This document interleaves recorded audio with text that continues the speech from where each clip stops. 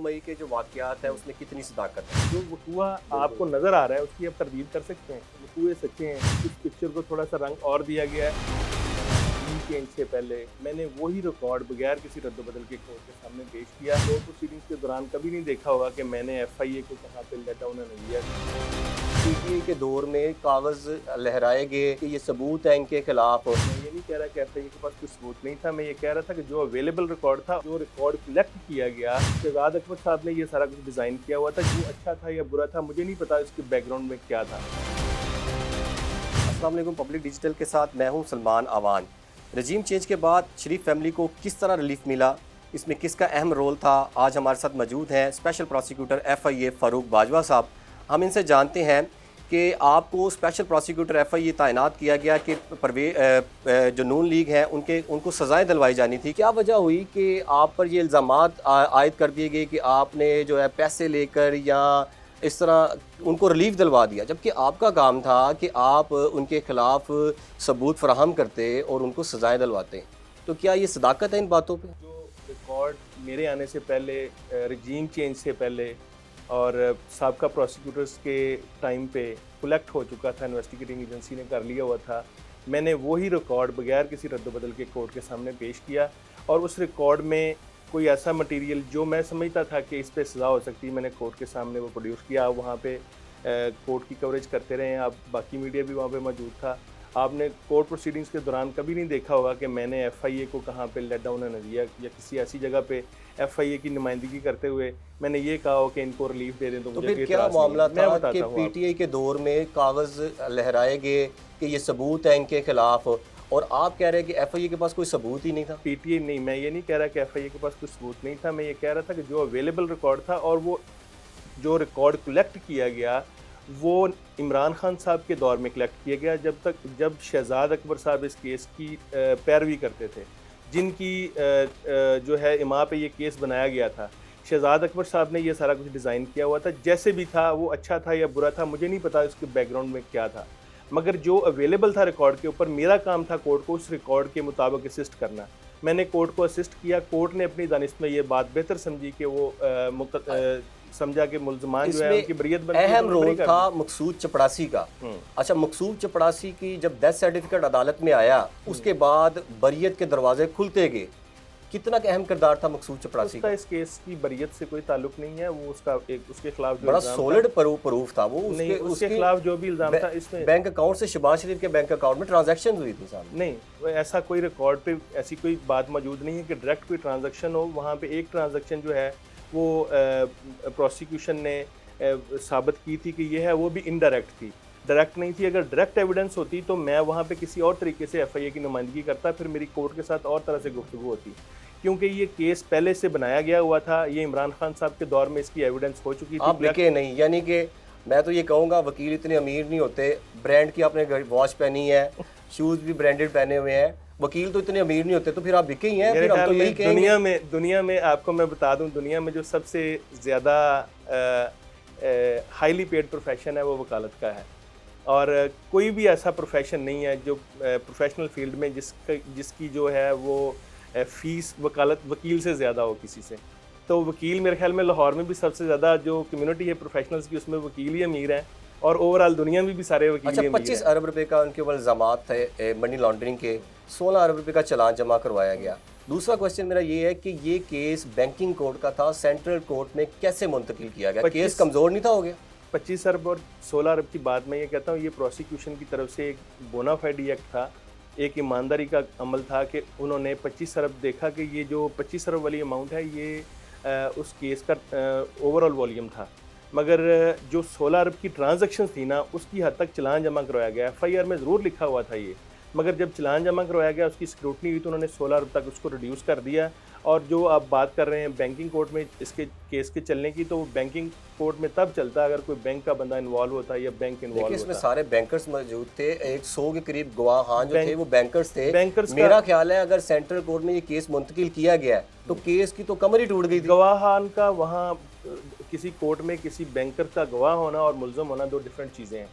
अगर वो किस मुल्ज़म होते, उनकी कोई इनके साथ कोई मुआवनत होती या इनके साथ कोई ऐसी मिली भगत शामिल होती, तो फिर हम कह सकते थे कि ये बैंकिंग कोड का अच्छा, केस है। ये फवाद चौधरी की जानिब से भी आप पे इल्ज़ामात आयद किए गए और एक सहाफ़ी है इमरान रियाज, उन्होंने भी आप पे इल्ज़ामात आयद किए थे। लेकिन मैं आपको मुझे जो मेरे ज़राए कहते हैं कि आपको पीटीआई के दौर में भी ये प्रोसिक्यूटर की ऑफ़र हुई थी। मैं- तो ये क्या वजह है कि पहले आपको उन्होंने मिलाने की कोशिश की, फिर बाद में इल्ज़ामात आयद कर दिए? फवाद चौधरी साहब हमारे दोस्त हैं, भाई हैं, वो कोलीग रहे हैं हमारे, वो कर सकते हैं। उस वक्त वो पार्टी की नुमाइंदगी कर रहे थे, इमरान खान साहब के साथी हैं वो। अब हैं या नहीं है, मैं उनके बारे में कुछ कह नहीं सकता, क्योंकि उनकी वाबस्तगी तब्दील एक घंटे का प्रोग्राम इमरान रियाज खान साहब ने भी किया हुआ। मैं गुजारिश करता हूँ फवाद चौधरी साहब के बारे में पहले बता दूँ कि फवाद चौधरी साहब का इस वक्त मुझे नहीं जेनुअनली नहीं पता कि वो किस पार्टी में है, क्योंकि उनका कोई पता चलता नहीं है। उस वक्त उन्होंने मेरे ऊपर काफ़ी सारे ट्वीट्स किए और दोस्तों से पूछा भी कि ये क्या कर रहा है, किस तरह से मामला है।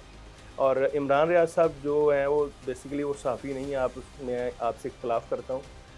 वो 2020 में बतौर माहिर ग़िज़ाइयात जो है ना के तौर पे उन्होंने एक पॉडकास्ट किया था, मुख्तलिफ डॉक्टर्स के साथ उन्होंने इंटरव्यू किया जब कोरोना वायरस चल रहा था।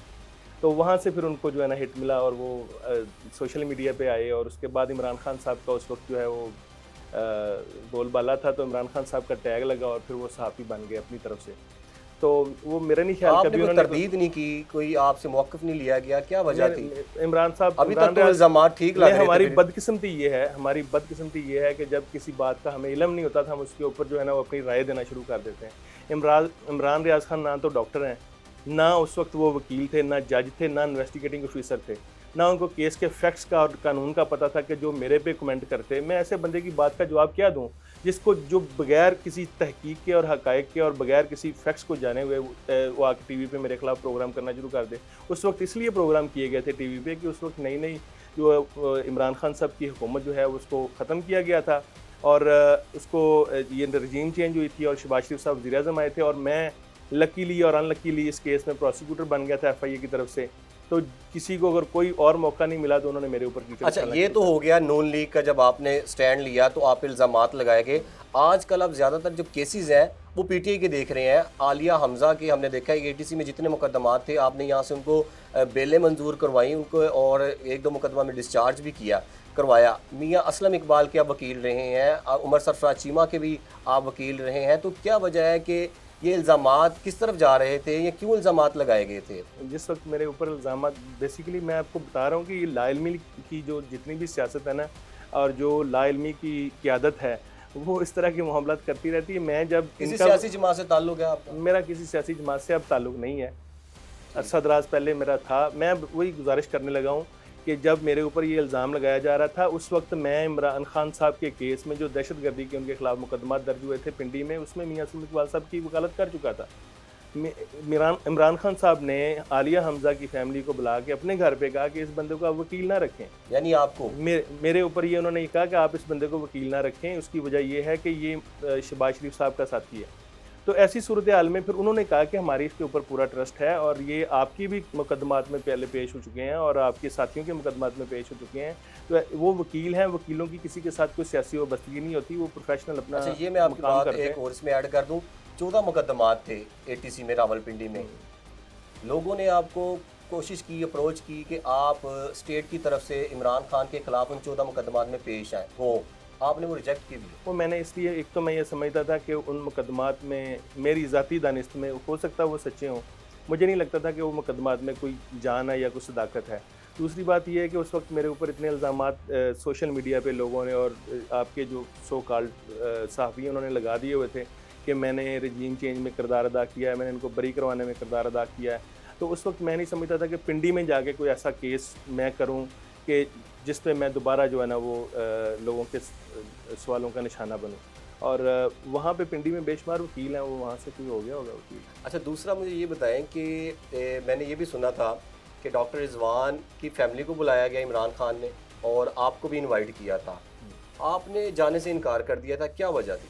और वो क्या बताना चाहते थे कि भाई डॉक्टर रिजवान की फैमिली को उस दिन बुलाया ज़मान पार्क ने, और उसी दिन आपको रब्ता किया गया कि अब आप आएँ मिलें? वैसा है कि इमरान खान साहब जो है ना वो उनका अपना नॉलेज कुछ नहीं होता, उनको जो उनके साथी बताते हैं ना उस पर चलते हैं। और जैसे फवाद चौधरी साहब ने मेरे बारे में बताया होगा, या इमरान रियाज साहब ने बताया होगा, या उन्होंने शेख रशीद साहब ने अपनी तकरीरों में जो गुफ्तगू की है, या बाकी उनके जो सियासी लीडरान हैं उन्होंने मेरे बारे में जो पिक्चर बनाई होगी वहाँ पे, तो उसके मुताबिक उन्होंने अपना आप गए क्यों नहीं थे? मैं शायद इस बैठ चीज़ के को जाके मैं इस चीज़ को पोलिटिसाइज़ नहीं करना चाह रहा था।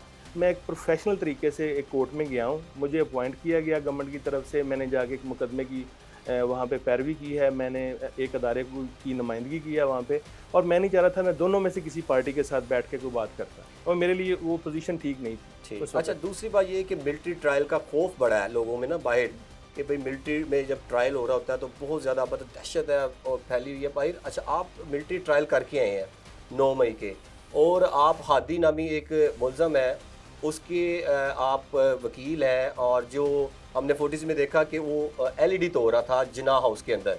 अच्छा, ये बताएं कि अंदर का माहौल कैसा है? एक तो मैं आपकी बात की तसहीह कर दूं कि एलईडी तोड़ नहीं रहा था, उसके ऊपर इल्ज़ाम है कि वो एलईडी उसने देखिए, तोड़ी है। जी ठीक है, वीडियो आप में कह हमें नजर सकते आ हैं कि रहा है, उसके ऊपर हमें ये वीडियो में इल्ज़ाम है, नजर आ मैं रहा उसकी वकालत वहाँ पे करके। दूसरी ठीक। बात यह है कि जो फौजी अदालतों का माहौल है और जो वहाँ की सूरत हाल है, उसकी जो प्रोसीडिंग्स किस तरह से चलती हैं, तो मेरे ख्याल में जिस तरह से वहाँ पे चलता है बाहर भी वैसे ही चलना चाहिए।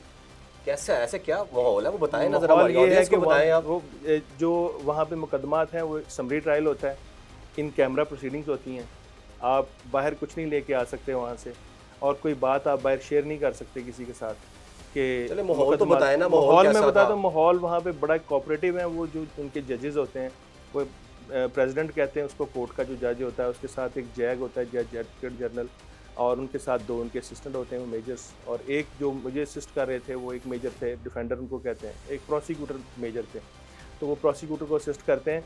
तो वहाँ पे जो माहौल है, कभी उन्होंने हमारे साथ बदतमीज़ी नहीं की, कभी ऐसा खौफ वाला माहौल जो हम बाहर सुनते थे वो पैदा नहीं किया।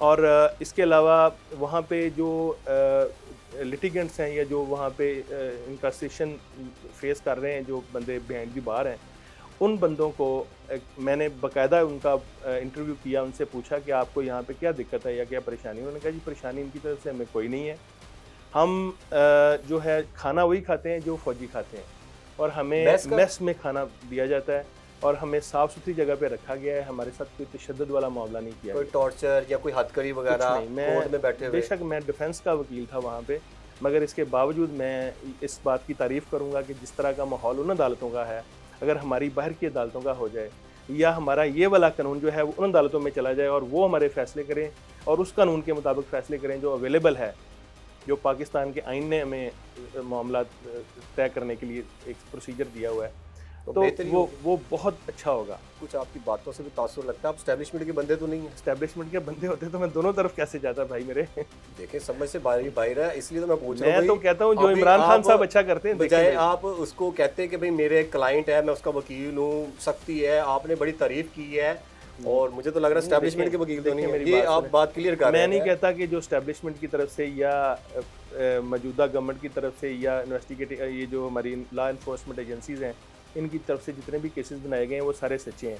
मैं ये बात कभी भी नहीं कहूँगा। मुझे लगता है कि इनमें बहुत सारे केसेस झूठे हैं जो पॉलिटिकली विक्टिमाइज करने के लिए बनाए गए हैं, मगर मैं साथ ये भी कहूँगा कि इनमें से कुछ केस वाकईतन सच्चे हैं। हसन नियाजी ने अप्रोच किया आपको मेरी वकालत करें मिलिट्री ट्रायल में? हसन नियाजी साहब की जो है वो उनके दोस्तों ने मुझे जो है वो कहा था कि करने की कोशिश की। जी रिफ्यूज क्यों किया? वो मैं वजह बताना ज़रूरी नहीं है। वो प्रेशर था? नहीं, कोई प्रेशर नहीं, क्योंकि जो प्रेशर होता तो मैं बाकी मुकदमात क्यों करने जाता। देखिए, अगर उन्होंने अप्रोच किया है, उन्होंने आपको अच्छा बस कुछ ऐसी बातें होती हैं जो पर्सनल होती हैं, वो शेयर नहीं की जा सकती। यानी कि कोई अप्रोच वगैरह थी या कोई प्रेशर था? नहीं, मैंने खुद समझा कि मुझे इस मामले से दूर रहना। अच्छा, ये बताएं कि परवेज़ इलाही के अगेंस्ट FIA ने आपको कोशिश की कि आप पेश हों, आपने ये भी रिफ्यूज़ कर दिया है, वो मैंने और अब मैं आपको दूसरी बात भी बता देता हूँ, और आपको परवेज़ इलाही के वकीलों ने भी एंगेज करने की कोशिश की है, तो कहाँ से पेश होंगे आप? नहीं, मैं जो इस तरह केसेस चल रहे हैं, वो मेरे दोस्त हैं आमिर सईद राना साहब, वो उनके फैमिली मेम्बर हैं, उनके दोस्त हैं, बरखुरदार हैं, तो वो उन्होंने मुझे मेरे साथ वो बैठते थे, तो उन्होंने मुझे जो है ना, दोनों से कहाँ से मैं पेश हो चुका हूँ। मैं मुनसलाई के केस में भी पेश हो चुका हूँ और चौधरी साहब के केस में भी पेश हो चुका हूँ, इसलिए ये अखलाकी पाबंदी है मेरे ऊपर, और प्रोफेशनल भी वकालतनामा नहीं मेरे ख्याल से आपका मेरा भी है, उसके अंदर हाजिरी है। जो भी जिस तरह भी सूरत हाल, आपने शायद वो खबर लगाई थी, उसमें कोर्ट में थे आप, तो वो ऐसी सूरत हाल में मैं एक दफ़ा किसी मुलज़म की तरफ से पेश हो जाऊँ और दूसरी तरफ मुझे प्रोसिक्यूटर बनने की ऑफ़र की जाए, तो मैं अपने ऊपर ये टैग नहीं लेना चाहूँगा कि मैं जो है ना वो प्रोफेशनल प्रोसिक्यूटर बन गया। तो इसलिए जो मैं समझता हूँ कि जो जहाँ पे आप अच्छी वकालत कर सकते हैं, किसी अदारे की नुमाइंदगी कर सकते हैं, कंट्रोवर्सी से आप बाहर आ सकते हैं, तो उसमें आपको थोड़ा सा अवेयर रहना चाहिए और साफ़ सुथरी वकालत करनी चाहिए। मेरे ख्याल में जो मेरे ऊपर इल्ज़ामात लगाए गए थे, वो उसकी किसी के पास कोई सबूत नहीं है। जैसे आपने अभी ये कह दिया, ये शायद मैं आपको यही कहने लगा था मैं कि ब्रांडेड आपको घड़ी इन है, चीज़ों की रसीदात भी दिखा ब्रांडेड है, जूते भी ब्रांड, आपके पास रसीदें हैं? रसीदें हम संभाल के रखते हैं क्योंकि इनकी वारंटी होती है। अच्छा।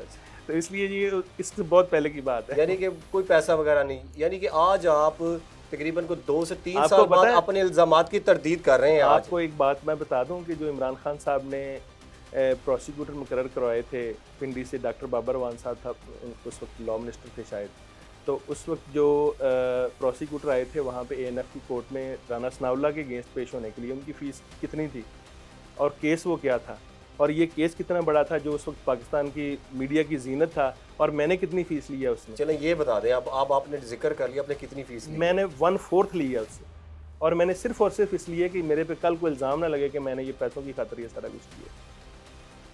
तो ये कतन इसमें कोई सदाकत नहीं है कि मैं उनके साथ मिला हुआ था। रिलेशंस होते हैं सबके, मेरे इमरान खान साहब के साथ आपने तब क्यों नहीं मेरा इंटरव्यू किया जब मैं इमरान खान साहब के केस में वहाँ पे गया था पिंडी में? आपने तब मेरा इंटरव्यू क्यों नहीं किया जब मैं उमर सरफराज चीमा साहब के लिए वहाँ पे दोस्तों ने मुझे? लेकिन देखिए ना, उन्हीं के पार्टी के लोग कहते हैं कि इनको ना करें। सर उन्हीं के पार्टी फवाद चौधरी कहते, सर फवाद चौधरी साहब दीगर कह रहे थे, जबकि आलिया हमजा के आप वकील हैं, खान साहब ने भी तो आपको मना किया। फिर मुझे नहीं, आलिया हमजा की फैमिली को मना किया कि मगर आलिया हमजा ने जो है ना वो इसलिए इनकार कर दिया कि वो समझती थी कि मैं शायद प्रोफेशनल हूँ और मैं किसी पार्टी का नुमाइंदा नहीं हूँ, और मैंने उनकी वकालत की। आपने देखा है वहाँ पे कितनी जान जोखिम में डाल के सारा कुछ किया, और वो अल्लाह का शुक्र है। और सर लास्ट में ये बता दें, 9 मई के जो वाक़यात है उसमें कितनी सदाकत है? देखें, आप उस वक्त जो खबर चल रही होती थी उस पर फुटेज आ रही होती थी, आपने तस्वीरें देखी हैं कि वाक़या जो वक़ुआ आपको नज़र आ रहा है उसकी आप तरदीद कर सकते हैं। आप बताएं, आप मजम्मत कर सकते हैं, ठीक है, मजम्मत कर सकते हैं। आप बताएं, आप वकील हैं, मुल्ज़िमों की तरफ से भी पेश होते हैं और सारी फुटेजेस आपने भी देखी है, उसका इवेंट कितना था और उसको कितना बढ़ा कर एक्सप्लेन किया गया और FIR दर्ज की? इससे ये बता दें, मैं इसलिए उस इवेंट को कितना बढ़ाया चढ़ाया? मेरे ख्याल में इसमें जो है ना वो इसमें थोड़ी सी एग्जैजरेशन हुई है। उस वजह से मैं इन लोगों का साथी भी हूँ और मैं इनकी वकालत भी कर रहा हूँ। ये वकूए सच्चे हैं ये, लेकिन बढ़ चढ़ कर मगर उसमें थोड़ी सी उसमें उस पिक्चर को थोड़ा सा रंग और दिया गया है, इसलिए मैं समझता हूँ कि ये ज़्यादती है। ये मुल्ज़मान बरी हो जाएंगे, मुल्ज़मान इसमें ये 100% ब्रियत के केसेस हैं। मिलिट्री ट्रायल में एक मुल्ज़मान पर आपको क्या लगता है, क्या वो बरी हो जाएंगे कि उनको सजाएं होंगी? मैंने जो केसेस वहाँ पे किए हैं मुझे तो लगता है कि वो बरी होने वाले केसेस हैं। और सानियाजी का तो बहुत सख्त केस है, वो ऐसे ही सबके वहाँ पे जितने भी लोग अटैच हुए हैं वो लोग थे जिनके ऊपर ये इल्ज़ाम था कि वो जनाब उसके अंदर हैं। मैं उसको जनाब इसलिए कहूँगा कि मैं उसको उस वक़्त जब वो हुआ है, जब ये मामला 9 मई का वाक़या पेश आया है, उस वक्त मैं समझता था कि वो जिना हाउस ही था, वो कैंप ऑफिस नहीं था। कैंप ऑफिस वो अमेंडमेंट एक आई, उसके बाद इसको कैंप ऑफिस डिक्लेयर किया गया। मैं बतौर वकील ये समझता हूँ कि उस वक्त जिना हाउस के अंदर जितने लोग थे उनको ही अटैच करके जो मिलिट्री कोर्ट में ले जाया गया है, बाकी किसी को वो नहीं लेके गए। बहुत शुक्रिया। फ़ारूक बाजवा साहब हमारे साथ मौजूद थे, बहुत से हक़ाइक़ से इन्होंने पर्दा उठाया है और इन अनकरीब जो है जो अदालतों में जो मामलात हो रहे हैं, जो हाई प्रोफाइल केसेस, जो सियासी केसेस होते हैं जिनका रिपोर्टिंग के दौरान बड़ी हाइप क्रिएट की जाती है, उस हवाले से भी उन वकला को भी जो है हम अपने स्टूडियो में दावत देंगे और इस हवाले से आपको जो हक़ाइक़ है उस हवाले से आगाह करेंगे।